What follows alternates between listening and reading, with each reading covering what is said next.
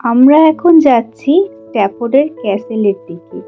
এই পাথরের সিঁড়িপথ ধরেই আমরা ওপরে উঠছি।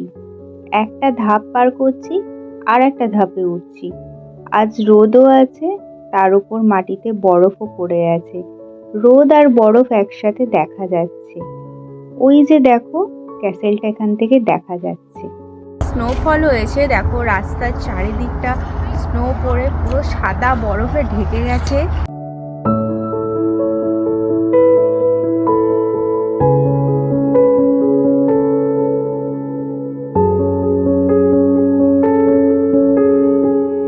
উপরে উঠতে উঠতে চারপাশটা দেখা যাচ্ছে, আর দেখা যাচ্ছে গাছ, পাথর, আর ওই দূরে শহর।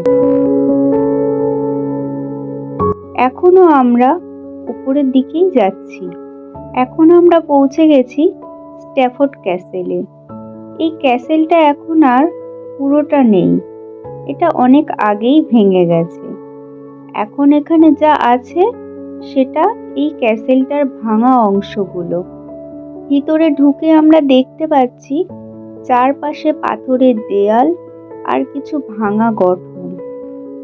এবার আমরা ক্যাসেলের উপরের অংশে উঠছি।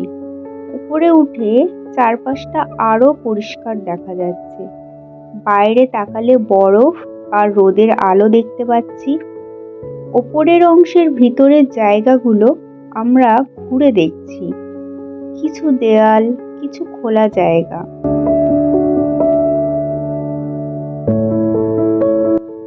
আমাদের ক্যাসেলের ভিতরের অংশটা দেখা শেষ।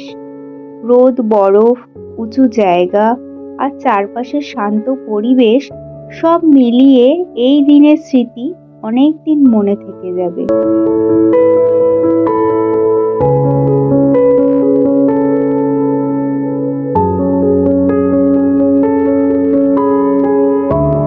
দেখে মনে হচ্ছে এই জায়গাটা শুধু একটা ভাঙা ক্যাসেলই না, এটা একটা সময়ের সাক্ষী।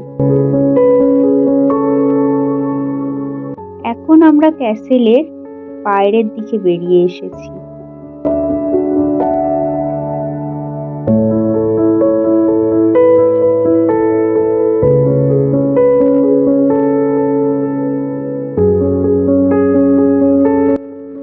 এবার আমরা আবার নিচের দিকে যাচ্ছি।